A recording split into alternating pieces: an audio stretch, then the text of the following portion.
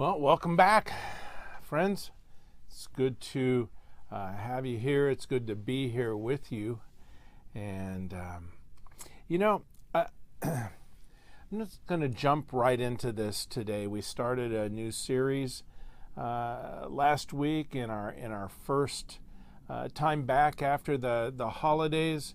And we're entering into this study of prayer and worship and developing an awareness of God.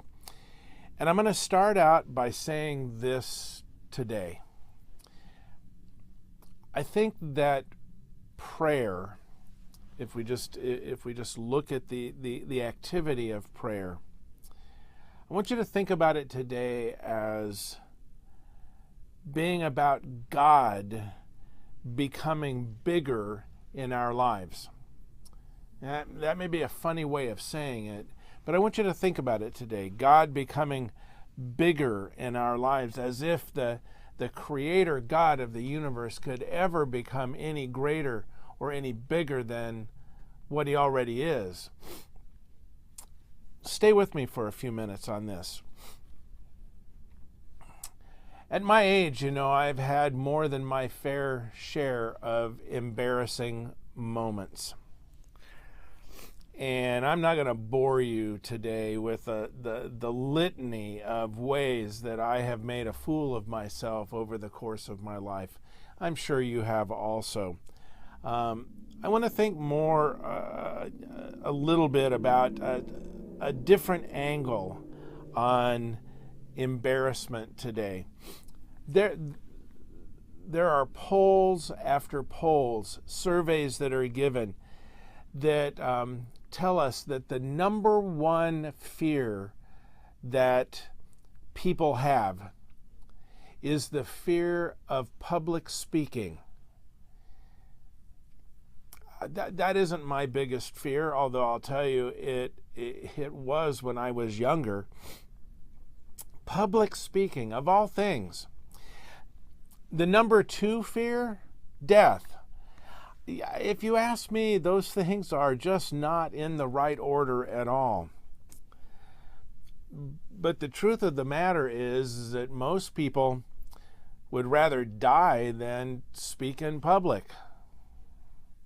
Why? I think it gets all the way back to this idea of the fear that we have of looking foolish. The fear that we have of looking foolish. This fear that we have, this self-consciousness that most every one of us have,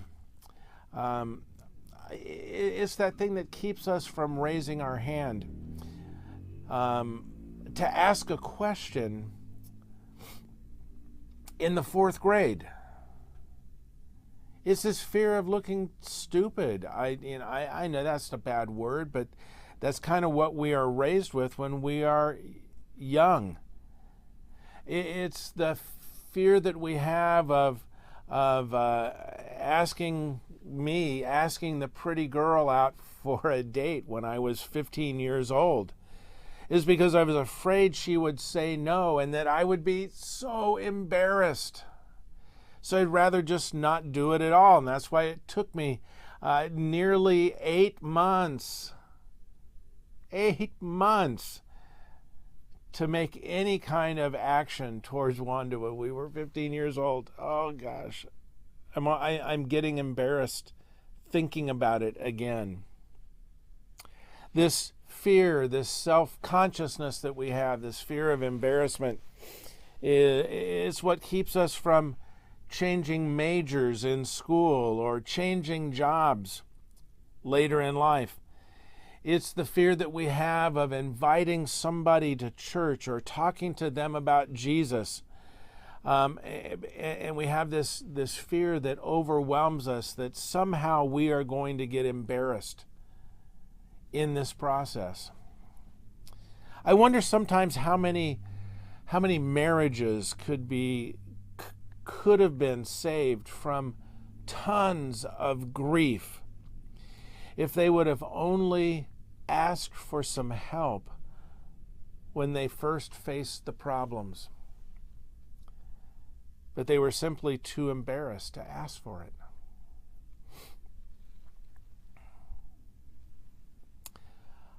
I think deep down it's the fear of foolishness that keeps us from praying for a miracle or asking another person for help. It's the fear of foolishness that keeps us from worshiping God the way that we could and should.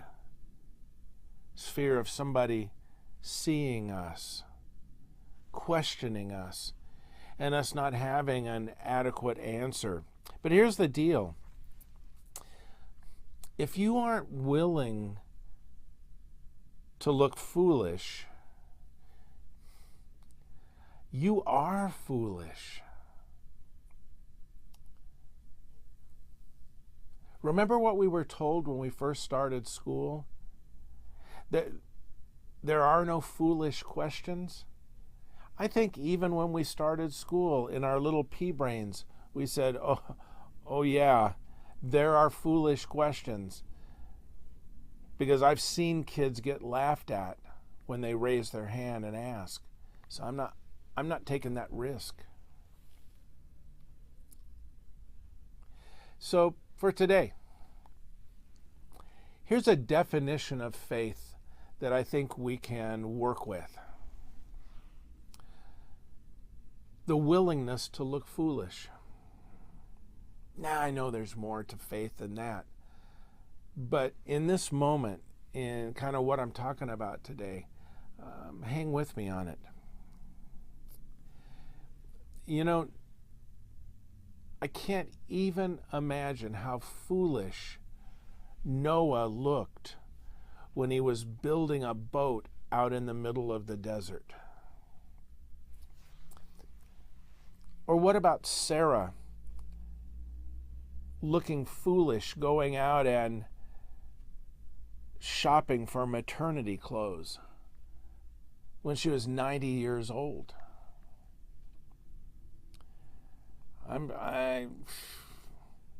What about the Israelites looking foolish, marching around Jericho, blowing a bunch of trumpets, trying to get the walls to come down? How foolish David must have looked to everybody, not just his own brothers, but everybody, when he pulled out a slingshot to take on Goliath in battle. I have no doubt that the wise men looked anything but wise as they were wandering around following the yonder star. How foolish did you think Peter looked when he stepped out of the boat to walk on water following the example of Jesus? And how foolish did Jesus look hanging naked on the cross? But that's faith. Faith oftentimes is the willingness to look foolish. And the results speak for themselves, don't they? Noah and his family were saved from the flood. Sarah gave birth to Isaac. The walls of Jericho came tumbling down, and David defeated Goliath. The wise men found the Messiah. Peter actually did walk on water. And Jesus rose from the dead.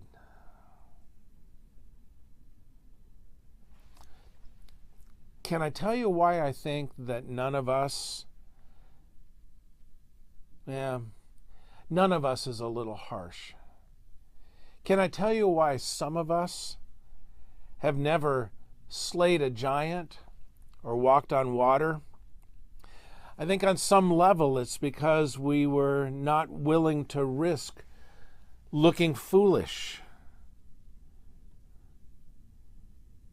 An attack with a slingshot, or get out of a boat in the middle of a lake. There's another story in the Bible that I think gives us a little bit of insight into all of this. It's the story of Adam and Eve at the beginning of our Bible, right after they had sinned for the first time. In this history-altering moment, something major changed for all time. Yeah, they had disobeyed God's instruction, and they had eaten from the tree that they were forbidden to eat from. And when that happened, it all came crashing in on them. And their response to that was to hide, to run, to get covered up. And in that moment, their awareness of the presence of God became completely skewed. Oh yeah, their eyes were opened wide, but I think in the wrong way.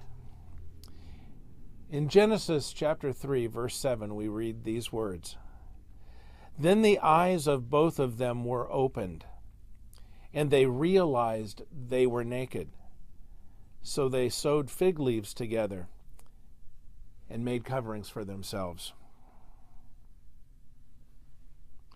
You see, the moment that they sinned, they became self-conscious and less God-conscious. It became about them. They became consumed with themselves. And even now, I think you and I are stuck with the fallout of that internal conflict that they started and has been rolling ever since. And unfortunately, most of the time, maybe all of the time, we come to be absorbed by our own stories, our own dramas, our own narratives. It is so like us to be wrapped up in preserving our own reputations, our own self-images that have been carefully crafted in our own minds and in our behaviors. I think because of sin, we are prone to thinking way too much about what other people think of us. Staying smart in our own little comfort zones. Unwilling to risk living by faith, even if that's what God is calling us to, because we fear the response. The Apostle Paul said it this way.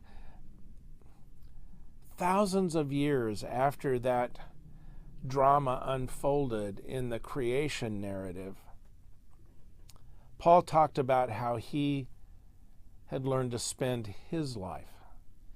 1 Thessalonians chapter 2, verse 4 says, and this is Paul writing this, "As followers of Christ, we speak as those approved by God to be entrusted with the gospel. We are not trying to please people, but God, who tests our hearts."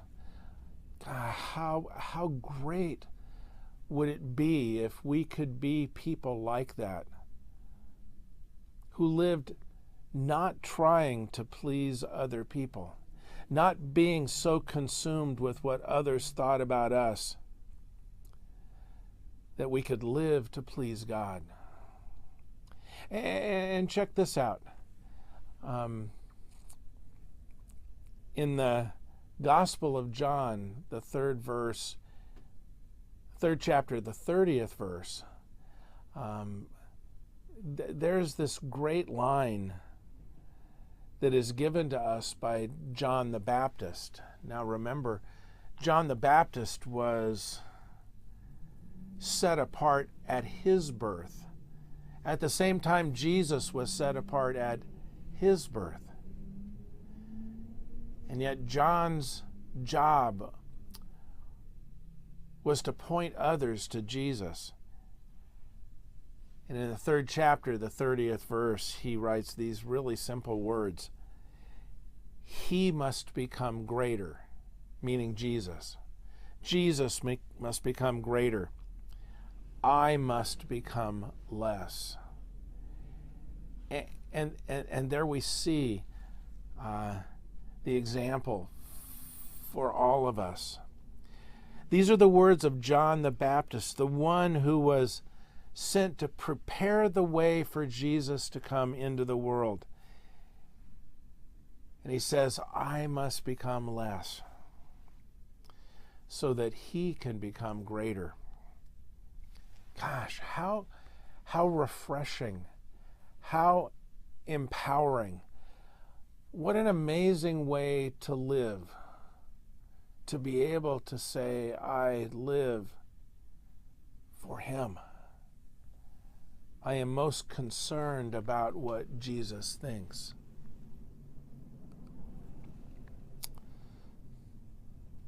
So let me wrap up by asking you this question today. Are you ready to care more about what God thinks and care less about what people think? Or to make it even more personal, are you ready to move out of the way a little, to give the presence of God room to move in your life?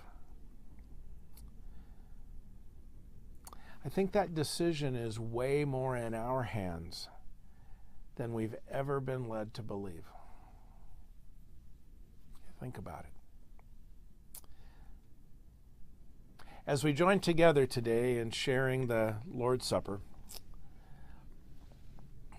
his death on the cross and his resurrection from the dead is where we see and where we experience his life-changing greatness in our lives, and what we remember in the bread and the juice of his life given for us. Till next time, see ya.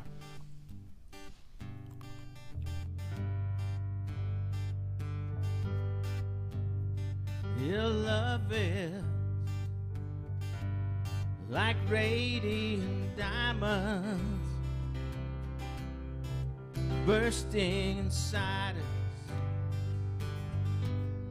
We cannot contain. Your love will surely come find us like blazing wildfire, singing your name. God of mercy, sweet love of mine, I have surrendered to your design. May this offering stretch across the skies. These hallelujah